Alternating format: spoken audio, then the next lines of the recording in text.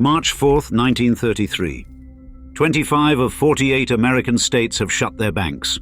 The Federal Reserve's gold reserves are hemorrhaging, citizens and foreign investors converting paper into gold before the system collapses. The new president has been in office for 0 hours. Within 48 hours, Roosevelt will declare a national bank holiday. Within 1 month, he will sign an executive order making it a federal crime for any American to own gold, punishable by 10 years in prison. Within 11 months, the dollar will be devalued 41%, and his own budget director will declare it the end of Western civilization. And on one particular morning, the President of the United States will set the gold price of the world's reserve currency by picking a lucky number while eating scrambled eggs in bed. In today's episode, we examine how Franklin Roosevelt executed the most audacious monetary seizure in American history, and how the president who saved capitalism did it by dismantling the rules capitalism was built on. In the autumn of 1928, the United States stood atop the world economy like no nation before it. America had emerged from World War I as the planet's preeminent power. European nations owed billions in war debts. American factories supplied global markets, and the United States possessed an unprecedented concentration of the world's monetary gold. The dollar, backed by that gold, was the most trusted currency on earth.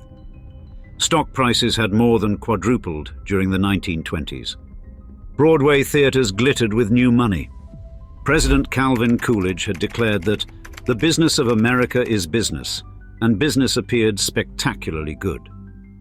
The Federal Reserve System, established in 1913, wielded control over the monetary system through its gold reserve requirements and discount rates. A 40% gold reserve requirement meant every dollar in circulation was backed by gold, America's gold.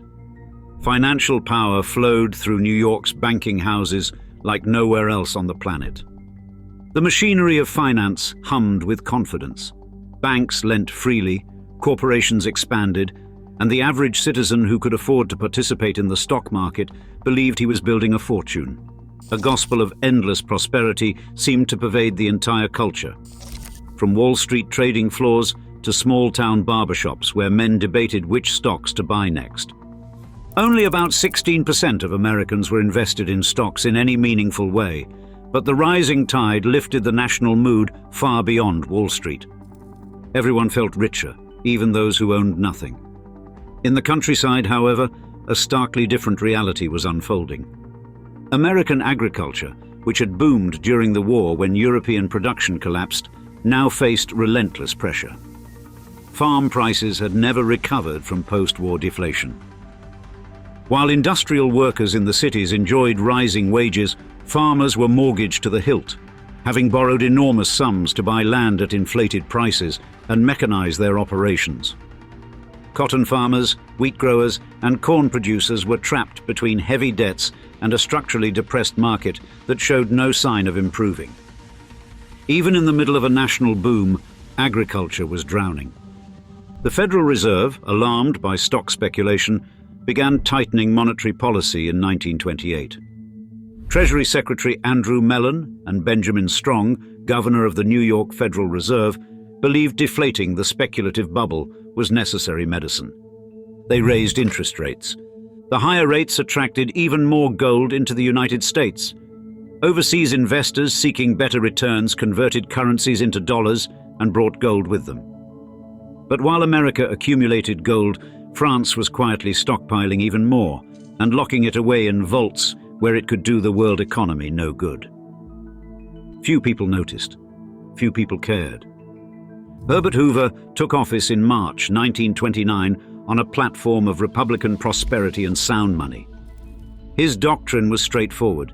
Government should not interfere with business, markets knew best, and the gold standard would ensure capitalism flourished forever. Somewhere beneath all that confidence, a timer was already counting down. The system that would strangle the American economy had been in place for decades. Since 1900, the United States had operated on a gold standard. every dollar legally defined as containing 25.8 grains of gold, 9/10 fine, equaling $20.67 per troy ounce. When the Federal Reserve was created in 1913, this framework was written directly into its governing statute. The Fed was required to hold gold equal to 40% of the currency it issued. In good times, this looked prudent, a mechanism to prevent government from printing money recklessly and causing inflation. In a crisis, it became a death sentence. If Americans lost confidence in the dollar and began converting paper currency into gold, the Federal Reserve's reserves would drain away. If confidence in banks wavered, depositors would demand gold. If foreign investors panicked, they would convert their dollar holdings into gold and ship it overseas. And there was nothing the Federal Reserve could do except watch its reserves fall, then contract the money supply in response. The opposite of what a failing economy needed. Economic historians would call this the golden fetter. The system supposed to ensure stability locked policymakers into pro-cyclical behavior. When the economy weakened, the gold standard forced contraction. When prices fell and the economy needed inflation, the system enforced deflation. The international dimension compounded the damage. Under the gold standard, nations were meant to adjust policies to keep gold balanced across the system. After World War I, when America accumulated enormous gold reserves in exchange for war supplies, and especially after 1926, when France stabilized its currency, the system became a deflation machine. France's situation was peculiar. The franc had been reintroduced to the gold standard in 1926 at drastically undervalued levels, making French exports cheap. Gold poured into France. The Bank of France responded by accumulating voraciously, liquidating its foreign exchange holdings and demanding gold in payment. Between December 1926 and December 1929, France accumulated over $922 million in gold, more than 90% of all new gold entering the world monetary system during that period. Then the Bank of France sterilized this accumulation. The gold sat in French vaults, removed from circulation, backing no credit creation anywhere. The result was an artificial shortage of reserves across the rest of the world, particularly in Britain, struggling with its overvalued pound. Countries outside France and the United States had to defend their own gold by contracting money supplies, raising interest rates, and slashing government spending. This forced deflation on the entire world economy. Economic historians have since estimated that if the Bank of France had maintained its 1928 ratio of gold to currency, world prices would have risen slightly during 1929 to 1933, instead of collapsing catastrophically. France's gold hoarding helped turn what might have been a recession into the Great Depression. The machinery of that depression was about to grind through every bank, every farm, and every factory in America. The stock market crash of October 1929 was sudden, though anyone watching the fundamentals could see it coming. Prices had raced ahead of reality all year, fueled by easy credit and speculation. The immediate impact on the broader population was limited. Only a fraction of Americans held stocks. But the damage to the banking system was profound. Thousands of banks had invested in stocks or lent money to people buying on margin. When prices collapsed, these banks suffered devastating losses. The banking destruction came in waves, each one worse than the last. Caldwell and Company, which controlled banks across Tennessee and Kentucky, collapsed in November 1930, over a year after the market crash.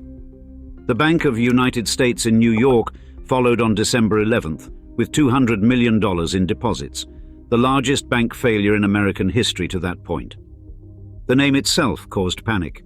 People assumed Bank of the United States was somehow connected to the federal government, and its collapse shattered confidence far beyond New York. Depositors, terrified of losing their savings, lined up to pull their money out. Banks that had lent out their deposits couldn't meet the demand and suspended operations. For every institution that closed, thousands of families lost their savings overnight. Businesses lost their operating accounts, and entire communities lost the financial infrastructure that kept them functioning. By the end of 1930, 1,350 banks had failed, roughly twice as many as in 1929. A second wave in 1931 hit harder. Industrial production, already down 25%, continued its slide. Unemployment surged past 15%, 8 million people without work. A banking crisis in Chicago spread through smaller institutions across the Midwest. Then the shock arrived from overseas. In May 1931, Austria's largest commercial bank, Creditanstalt, collapsed, sending shockwaves across the Atlantic. In September, Britain abandoned the gold standard entirely. Foreigners holding dollar assets feared America might follow. They began converting their dollars into gold and shipping it home. The Federal Reserve's gold reserves came under sustained, punishing pressure. A third wave built through 1932. More banks failed, more depositors panicked. The cycle fed on itself, each failure breeding more fear, more withdrawals, more collapses. By the time Roosevelt took office on March 4, 1933, the wreckage was staggering. Nearly 7,000 banks had been destroyed, one-third of the entire system, with 2,200 falling in 1931 alone. Unemployment reached 25%, 12.8 million idle. The economy had contracted 29% from its peak, and wages for those still employed had fallen 42.5%. Consumer prices dropped 25%, wholesale prices 32%, a deflationary spiral that made every existing debt heavier with each passing month. The gold standard, supposed to be the bedrock of sound money, had prevented the government from mounting any meaningful response. And in farming communities across the country, the collapse was producing something less like a downturn and more like a slow-motion extinction event. The agricultural collapse was the Depression's cruelest chapter and its most politically explosive. Farm commodity prices had never recovered from post-war deflation, but the crash turned chronic distress into catastrophe. Between 1929 and 1930, real farm income fell 25% in a single year, compared to 6% for non-farm income. Farmers, who represented 25% of the American workforce, bore a wildly outsized share of the suffering. The price collapses were staggering. Cotton fell from 29 cents per pound to 6.5 cents by 1932, a collapse that threatened to wipe out southern agriculture entirely. In Minnesota, corn dropped to 28 cents per bushel, barely more than the cost of the fuel to harvest it, while hog prices cratered 75%. Land told the grimmest story.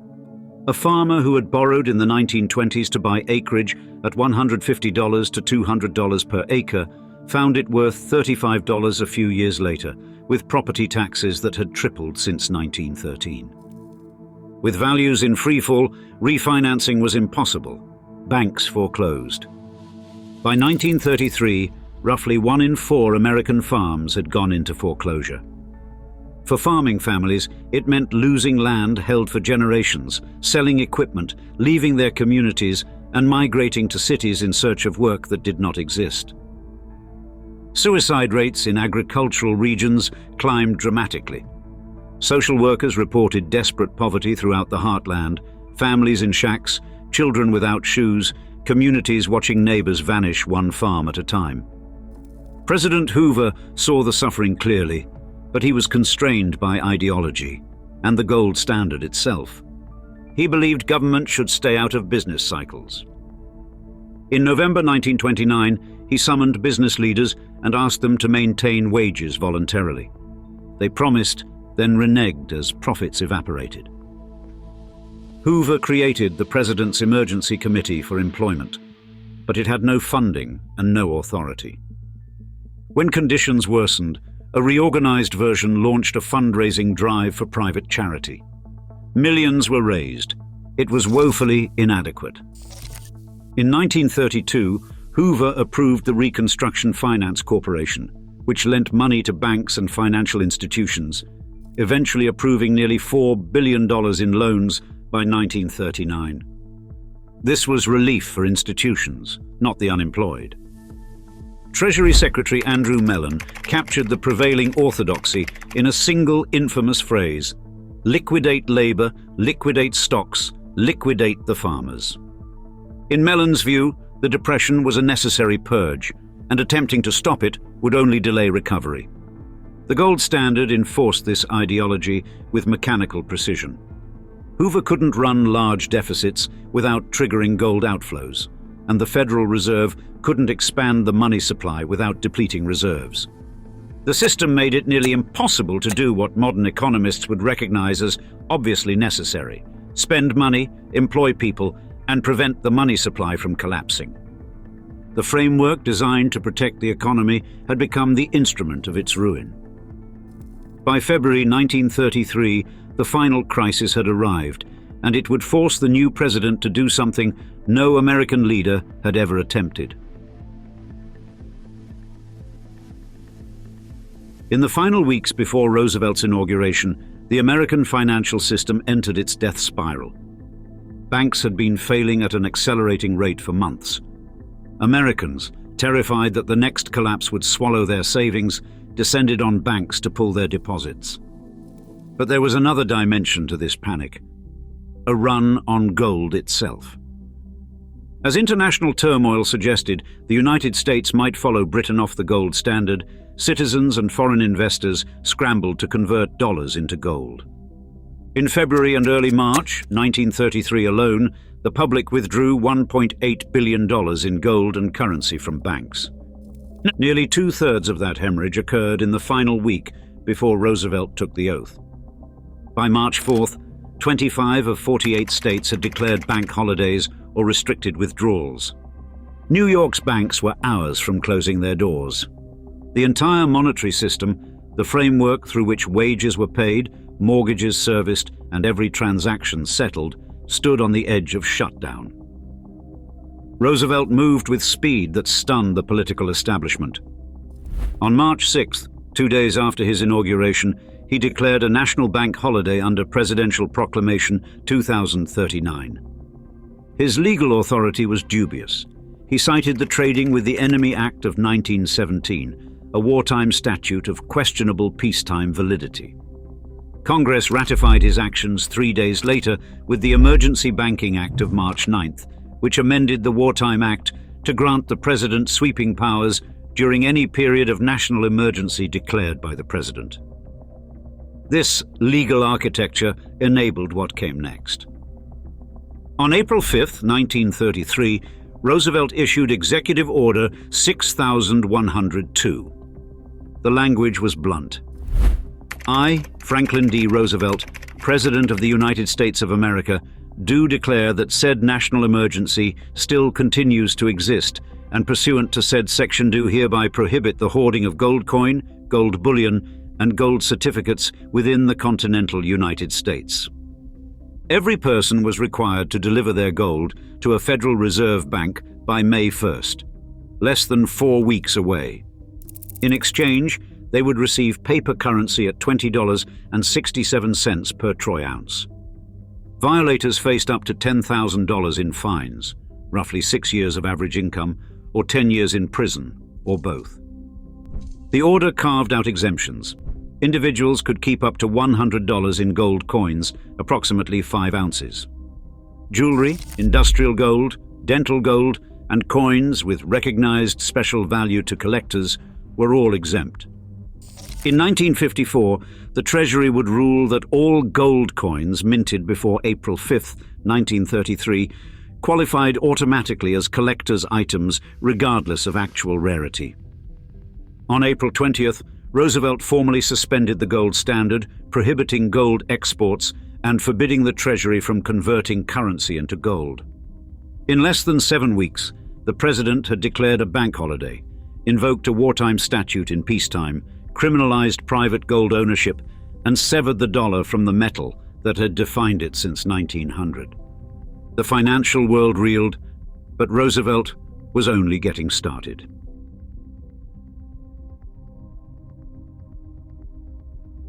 The gold confiscation gave Roosevelt control over domestic gold, but commodity prices, particularly the farm prices he needed to raise, remained stubbornly depressed. Enter George F. Warren, a Cornell agricultural economist whose heterodox theories captivated the president. Warren's argument had the dangerous appeal of clarity. Gold prices and commodity prices moved together throughout history, rising and falling in tandem. Raise the price of gold and commodity prices would follow. Warren had charts going back centuries to prove it. Most mainstream economists rejected the analysis.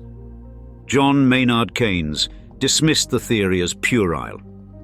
Roosevelt, desperate for anything that might lift farm incomes and break the deflationary spiral, embraced Warren's ideas with enthusiasm. On October 22, 1933, Roosevelt announced his gold-buying program.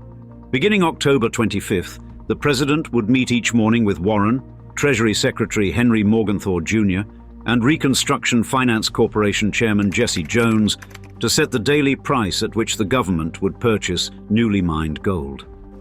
These morning sessions, conducted while Roosevelt ate scrambled eggs in his bedroom, became exercises in monetary surrealism. The president would review overnight gold prices in London and Paris, consult briefly with his advisors, then pick a number. The actual daily price was largely arbitrary. The most famous episode occurred on a Friday in November. Roosevelt announced the gold price should rise by 21 cents. When Morgenthau asked why that amount, the president replied with a grin, "It's a lucky number because it's 3 times 7. Morgenthau was horrified. He confided to his diary, "If anybody ever knew how we really established the gold price through a mix of fortunate numbers, I think they would be genuinely alarmed." The Treasury Secretary of the United States watched the president set monetary policy through numerology while eating breakfast in bed. The gold buying program drove up the domestic gold price, but froze private lending. With the dollar fluctuating daily and no floor in sight, credit markets seized. Senator Carter Glass delivered the verdict, "No man outside of a lunatic asylum will loan his money today on a farm mortgage." Foreign bankers reacted with open horror. When George Harrison of the New York Federal Reserve consulted Montague Norman, governor of the Bank of England, whom Roosevelt called Old Pink Whiskers, Norman exclaimed, "This was the most terrible thing that has happened. The whole world will be put into bankruptcy." Roosevelt and Morgenthau exchanged glances, then burst out laughing. Meanwhile, Roosevelt had already torpedoed international cooperation. In June 1933, 66 nations gathered in London for the World Monetary and Economic Conference, seeking coordinated action against the Depression. Roosevelt's own advisors negotiated tentative currency agreements with European powers. Each time they reached agreement, Roosevelt rejected it. On July 3rd, he sent his bombshell message, refusing to tie the dollar to gold or accept stabilization. The conference collapsed without a single achievement. Roosevelt had chosen domestic reflation over global cooperation. The world's monetary order was now entirely his to reshape. Roosevelt wanted finality. On January 30th, 1934, Congress passed the Gold Reserve Act. Roosevelt signed it immediately. It transferred all monetary gold in the entire United States, including Federal Reserve holdings, to the U.S. Treasury. In exchange, the Fed received gold certificates, mere accounting entries with no redeemable value. Domestic gold convertibility ended. The act authorized the president to revalue the dollar to between 50% and 60% of its previous gold weight. Roosevelt exercised that authority the very next day, January 31st. He fixed gold at $35 per troy ounce, up from $20.67. The dollar's gold weight dropped from 25.8 grains to 15 5/21 grains, 59.06% of the old standard, a devaluation of 41%. Simple mathematics produced an instant windfall. All the gold Americans had surrendered at $20.67 was now worth $35. Government profit, an estimated $2.8 billion. 2 billion of that was channeled into a newly created Exchange Stabilization Fund, giving the Treasury Secretary unprecedented power to intervene in foreign exchange markets. Without Federal Reserve approval, without congressional oversight, and without any public accountability. The program had already claimed casualties. Dean Acheson, Undersecretary of the Treasury, considered the gold-buying scheme illegal and refused to participate. When Roosevelt grew irritated by press reports of Treasury opposition, he demanded Acheson's resignation in November 1933. The most dramatic denunciation came from Lewis Douglas, Roosevelt's own budget director, a fiscal conservative who had drafted the Economy Act to balance the budget by cutting government salaries and veterans' pensions. When Roosevelt pursued the Thomas Amendment, which gave him authority to reduce the dollar's gold content by up to 50%, Douglas declared it marked the end of Western civilization. Douglas was far from alone in viewing this as an apocalyptic moment. The dollar devaluation and voiding of gold clauses represented what many considered an outright American debt default. Most private and public bonds issued before 1933 contained gold clauses guaranteeing payment in dollars, containing as much gold as when the bonds were issued. A joint resolution on June 5, 1933, had already declared all such clauses void, against public policy. Bondholders promised pre-devaluation dollars were stuck receiving currency worth 41% less in gold terms. Lawsuits reached the Supreme Court in 1935 as the gold clause cases. At stake, approximately $100 billion in obligations, 3/4 private, 1/4 government, at a time when the Treasury held only $4 billion in gold reserves. Had the court ruled for the bondholders, the financial consequences would have been nothing short of catastrophic. On February 18, 1935, in a 5-4 decision, the court upheld Congress's power to void gold clauses in private contracts. Chief Justice Hughes declared that forcing debtors to pay 69% more to match gold values would cause widespread chaos. The government had defaulted on its obligations, voided contracts, devalued the currency, and expropriated creditors. The highest court in the land said it was constitutional. How much gold Americans actually surrendered remains contested. Friedman and Schwartz estimated only 20 to 25% of privately held gold was deposited, under 95 metric tons. Other analyses claim between 2,600 and 3,600 metric tons. The truth is that compliance varied enormously. Large institutions complied because their holdings were visible. Wealthy individuals and small-scale owners were far less cooperative. There were no door-to-door searches, no raids on safe deposit boxes. Most gold obtained by the government came through voluntary compliance with a mandatory order. Despite draconian penalties, prosecutions were rare. The most prominent case involved Frederick Barber Campbell, a wealthy New York lawyer with over 5,000 ounces at Chase Bank. When Chase refused to let him withdraw after the executive order, Campbell sued. The government indicted him for failing to surrender his gold. The prosecution failed on a technicality. The order hadn't been properly countersigned by the Treasury Secretary. But the government's right to seize gold was upheld, and Campbell's hoard was confiscated. The economic results were significant. Abandoning the gold standard freed the Federal Reserve to expand the money supply.